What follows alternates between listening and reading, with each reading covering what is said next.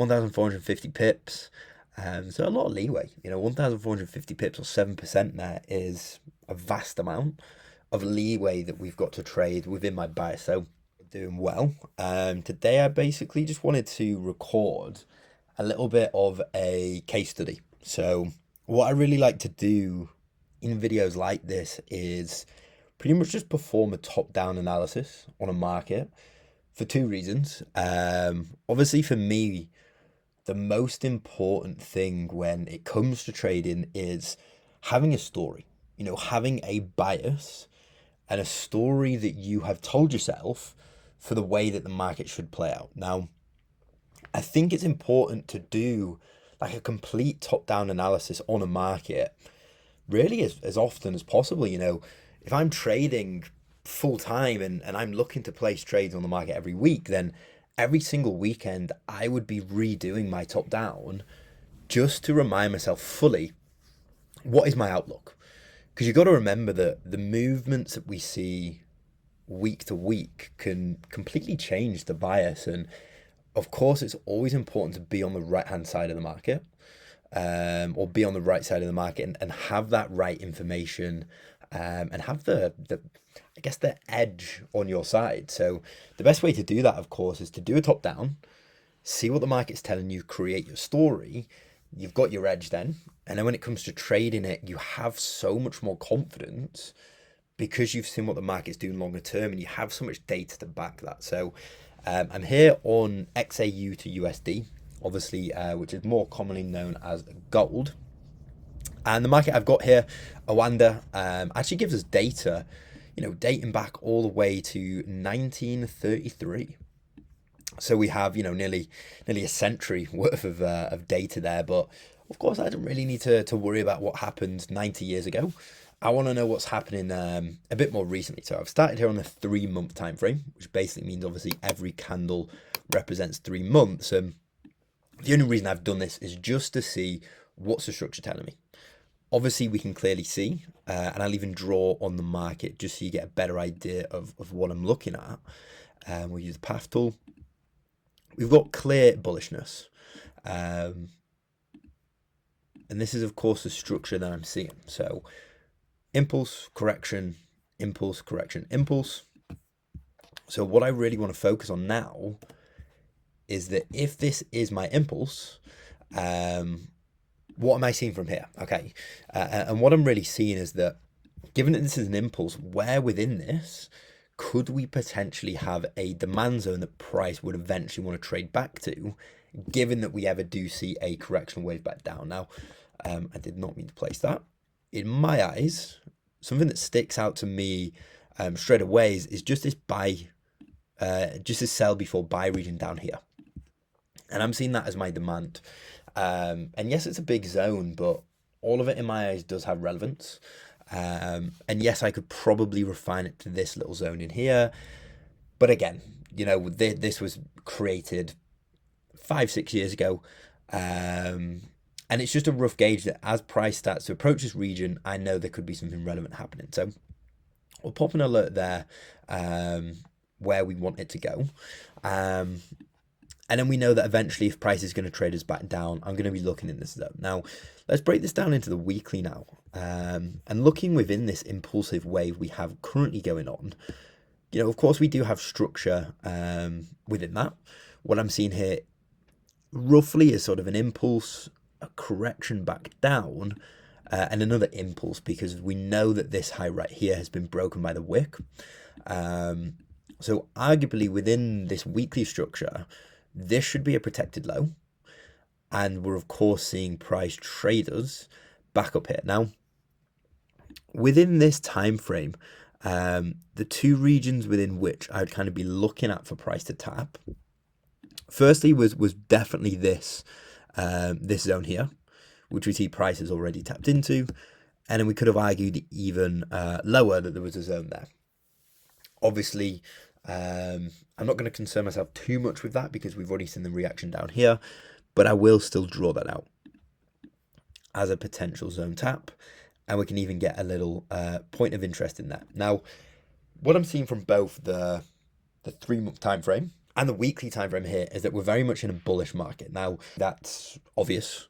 Given that it's gold, you know, we know the valuation of gold long term should always increase. Doesn't mean there's not going to be bearish runs, because, you know, of course, throughout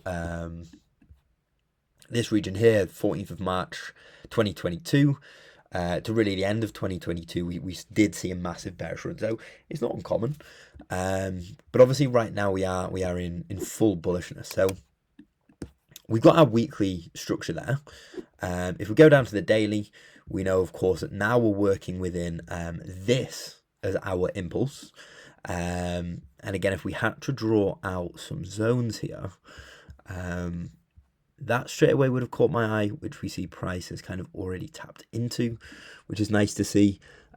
We've had a move lower there. But I think what I'm really intrigued about, and I'm really going to use a couple different time frames here. I mean, there's two things here really that are going to pop out to me now. We've got quite a clear sell to buy here. And the reason why I like this is because the sell is of high volume to show institutional control. But then the subsequent buy straight after is also of high volume. So again, a great indication of institutional control. So obviously we know price tapped into that. I think I do actually prefer this region here for a tap, obviously over the alternative down here. Now, the reason why I'd prefer price to tap into the zone I've got here at sort of the 1885.7 region is for a couple of reasons. Obviously here, you know, if price is going to come this low to mitigate a level, it's pretty much creating an equal low. And I don't know, it's getting close to invalidating structure, so it's quite a risky move from the institutions.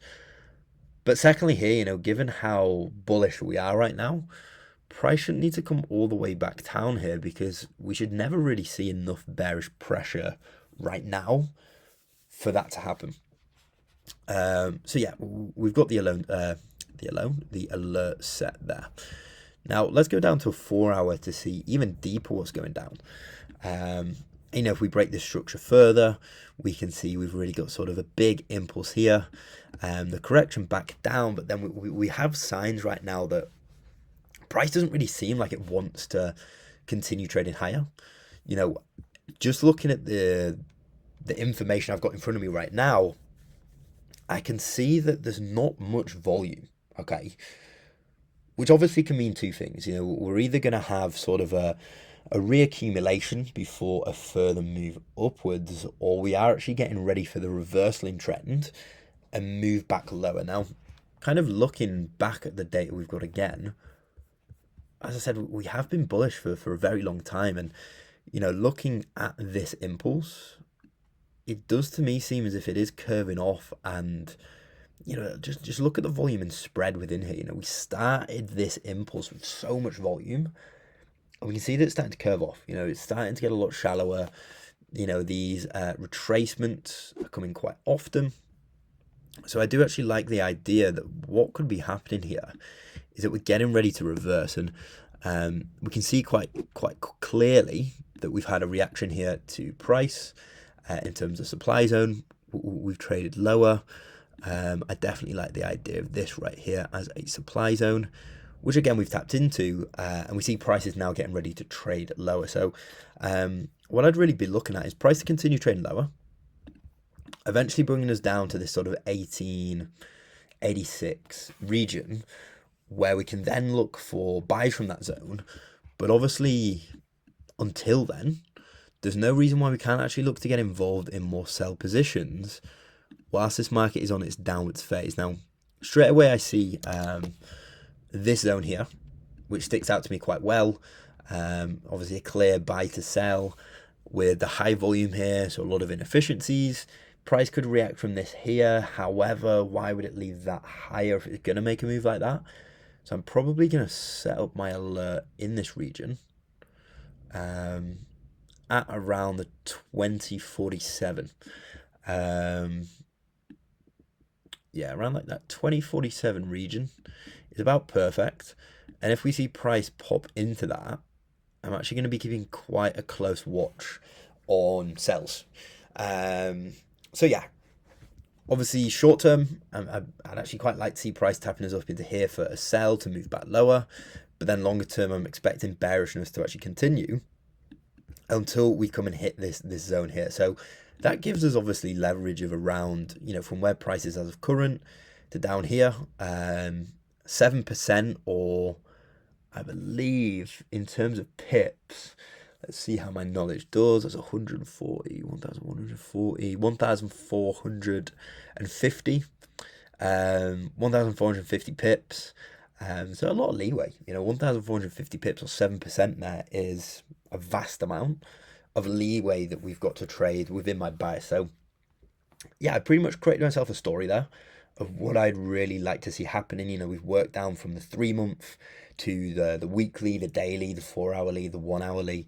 And each time we've analyzed what the structure is telling me. So is it bullish? Is it bearish? Once we figure out whether it's bullish, whether it's bearish, we're then identifying the respective demand and supply zones to see those points of interest. Now, obviously this one up here is valid, and if you want to know, in my eyes, what makes a valid point of interest, highly recommend going over to, we've got a playlist called Learn to Trade Smart Money Concepts, which I made, which walks through all of that, or, countless other videos where you can find that stuff out. But hopefully this does give you guys quite a nice insight. Just a reminder before wrapping up that when these alerts do go off, that's when I'm going to go to my third point. I do have 3 steps to the market. Number 1 is market structure and creating a bias. Number 2 is point of interest, which is supply and demand zones. And then number 3 is entry confirmation, which we typically find through Wyckoff schematic. So what I've done here is I've viewed market structure. I give myself a bias with the structure of, are we bearish for this? Are we bullish for this? Secondly, I've identified my supply and demand zones. And then the third thing is, once price does approach those zones, can I find the Wyckoff structure? And even just to give an example of the zone tap we had back here, if I go down to a 15-minute and head back over there, just to give you guys an example of what that would kind of look like. This is, to me, quite a clear bit of institutional control, because we have this level of liquidity that we have created. That liquidity is obviously represented by things like a preliminary supply, buying climax, some secondary tests, a sign of weakness down here, the up thrust, the last point of supply, and we can see we've traded lower and really made that down move. And what's even quite nice to see is that this move could have been caught, because if we look where that wick actually comes to, the wick comes to this last buy before sell, and we very easily could have potentially had a zone here that we would have looked for the tap. We see the tap. Of course, I always partial at structural lows. We could have partialed or even got out of the trade there. So you can see how much price does respect these zones, and how, from viewing this sort of Wyckoff structure or liquidity creation and clearance, how we can get in zones and how we can place those trades and profit longer term. So yeah, hopefully that gives you a nice overview of my bias on the market, what I'm looking for. And obviously, if you guys do have any questions, please do let me know about the analysis, about my strategy, how I've looked at this, or about the market itself. Please do make sure to let me know. And if you guys have enjoyed, the good stuff, like leave a little like, leave a comment, and hit that subscribe, because we do have big plans coming for the channel this year. We've got a lot of content idea to really diversify the game, and a lot of collaborations, in the works with a lot of other Forex trading mentors, other online personnel, to really expand and diversify the content, just to make sure there's something for everyone. So yeah, just to wrap it up, hopefully you guys enjoyed, and I'll catch you all very soon.